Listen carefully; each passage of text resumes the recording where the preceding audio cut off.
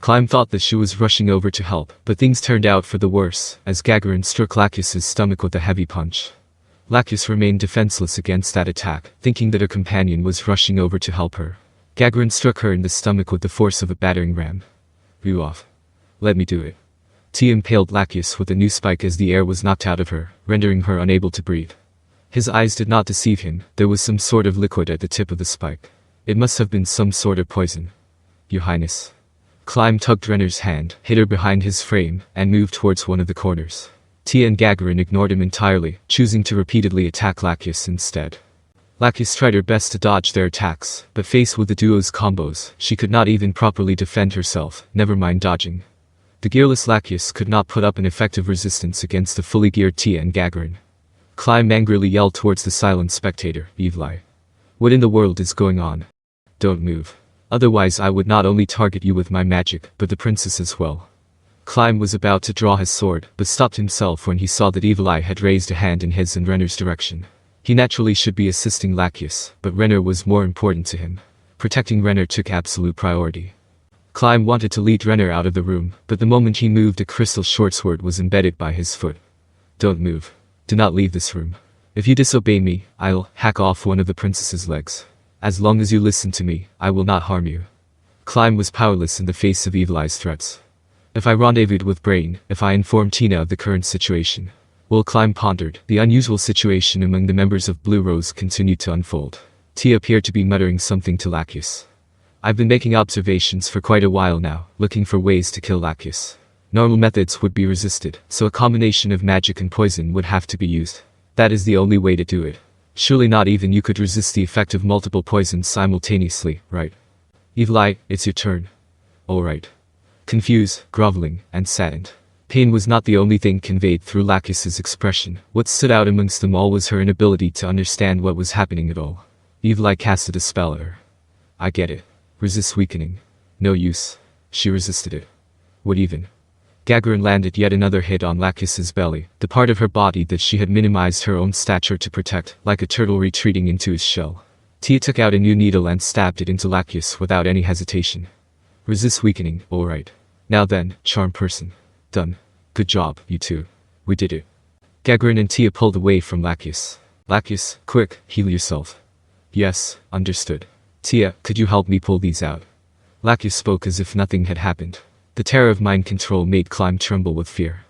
Just as Tia was about to do it, Evileye raised her voice to stop her in her tracks. "Don't. If you inflict pain on her now, you'll be treated as a hostile, and the magic may be dispelled. Lacus, sorry but pull them out yourself. Those shouldn't have pierced too deeply." His purpose was only to inject the poison, so the needle itself isn't too thick. It's the type that would be rendered ineffective if you were wearing armor. "I know, but pulling it out myself will still require a bit of resolve." Lacus bit down on her lower lip and pulled the needle out. She then began to cast healing magic on the hole. "Gagarin, open the window and let some air in. What should we do about the blood on the floor?" Most of it was absorbed by her dress, so not much made it onto the floor. "No need to worry about it," Renner replied calmly. Everybody other than him was speaking in such a tranquil manner that Climb felt like what he was witnessing was an illusion. It was as if he had been transported to an unfamiliar world. "Whoa. Completely unshaken. I knew from the start that you had guts." "I do not think so," Renner said with a puzzled expression. "I just felt that everyone would not just harm each other for no reason at all, but mind control is really scary though." "Climb, what did you think about this?" "Yes, I had the same thought." "So, could you tell us why you did this?" "What if I told you that I won't? Are you not the least bit apologetic that you have soiled this room?" Evileye appeared to be laughing behind her mask. "Alright, nothing I could say about that. The reason is simple. Compared to the kingdom or whatever else, we believe our companions' lives to be far more important. That's about it. Defending the capital was only boss' decision anyways. We were against it deep down from the start. But if we told her that, this Dumbus would definitely say, then I will defend it on my own or something. So, we decided that our only option was to forcefully take her away, but daylight kidnappings aren't so easy. Neither did we have confidence in our ability to trick her into leaving too, so, though we must apologize to your highness the princess for what we've done, we had to exploit this opportunity." Tia and Gagarin shrugged in agreement. This must have been a collective decision made by Blue Rose barring Lacus of course. Rain still had not returned yet, so Tina must be keeping him busy. But no matter what, this was far too excessive. "Ha, that's what I said as well, but these guys." It would be bad if she got on high alert after rejecting our suggestion. To catch an Oni, to catch Lacus out for sure required her to be completely off her guard. This is me speaking from experience.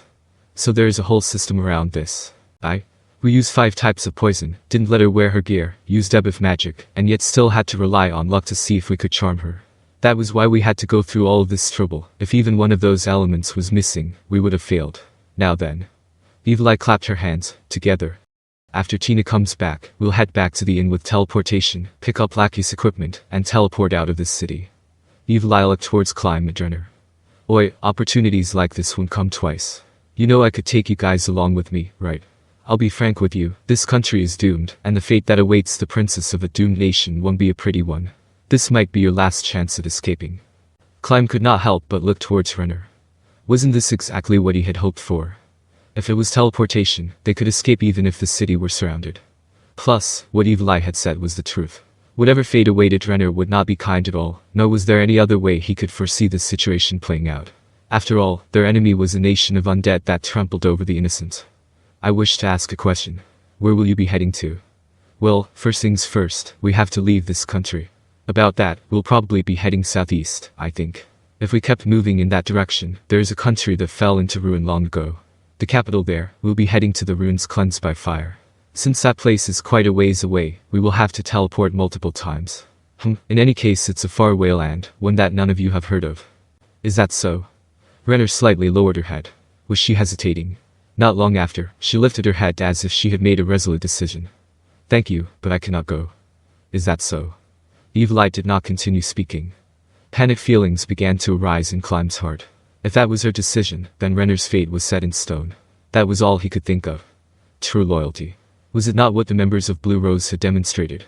Shouldn't he take Renner to safety, regardless of whether he had to resort to violence or not? To escape the frustration welling up within him, he looked towards Renner, whose smile told him that she understood him completely. This was the expression that graced Climb every time she was about to lay down the truth. Climb. As royalty, I must fulfill my duties even if it costs me my life. He felt as though he had just been punched. While Renner's existence as a person was important to him, of equal value was her status as his royal liege. In these situations, having to attend to one's royal duties was not a good thing at all. Yet, Renner, as royalty, as one who cared for her own people, was still willing to stay true to her royal status till the end. Compared to him, someone whose thoughts were solely on survival, how magnanimous was she? Climb made his resolve. His responsibility in the end will be to let Renner live for as long as possible, even if only for a second more. He will die at the hands of the Sorceress Kingdom's army, serving as Renner's shield till the very end. At the same time Climb steeled himself, he heard Evileye quietly say, "How rowdy." Knocks came ringing from the door as it opened. Stood outside were Brain and Tina, holding filled trays. We found and brought some desserts over. Because the guy next to us had a bone to pick with me, it took a while. Were we able to make it? What the hell happened here? Although the windows were open, Brain was still able to pick up on the faint smell of blood that lingered. He shifted his center of mass downwards as he carefully looked around the room. "Lady over there. There's blood on your clothes. Did someone suspicious show up?" "No. Don't mind it. Just ask Her Highness about it after we leave." Gagarin interrupted Lacus to say. Perhaps he still felt uneasy. Brain shot a glance at Renner. One could sense the question, is everything alright? From his eyes alone. If Renner had responded in the negative, he would have probably unsheathed his sword. Everything is fine. There is nothing to be on guard for. Brain's gaze turned to Climb. Climb replied in the same manner as Renner. Is that so? That's good to hear then. Ah, right. Brain and Gloss, I have a question for you. Want to get away from this place? What? Upon hearing Evileye's question, Brain began to survey the room once more. What were those two planning to do? Brain answered with his own question as his gaze swung towards Climb and Renner. His lips curved into a smile after Evileye shook her head. Is that so? If that's the case, no matter what, I would not have chosen to run away. There is no point in it anyway. Honestly. I said back then that I'd choose the path of least resistance, but now it looks like I'll have to revise that statement. Really? I thought you'd respond this way. Guess I was right. The members of Blue Rose gathered around Evileye and suddenly vanished as if they had already bid farewell. All that was left behind of them was the smell of blood and black tea. This was supposed to be their final farewell, yet it ended so abruptly. But, considering the pain those two must feel when they have no choice but to separate, perhaps there was no better alternative to this farewell. However, those were Climb's thoughts, not Renner's. She must have been dealt a mental blow, so how should he comfort her? Climb stole a glance at Renner and saw that she was listless. The gentle smile that usually hung on her face was nowhere to be seen. It was like she had put on a mask. It must have had an extreme impact on her. Clem stood beside Renner. Princess, I can imagine the shock you must be going through right now, but... He could not finish his sentence. It was more accurate to say that he did not want to finish that sentence.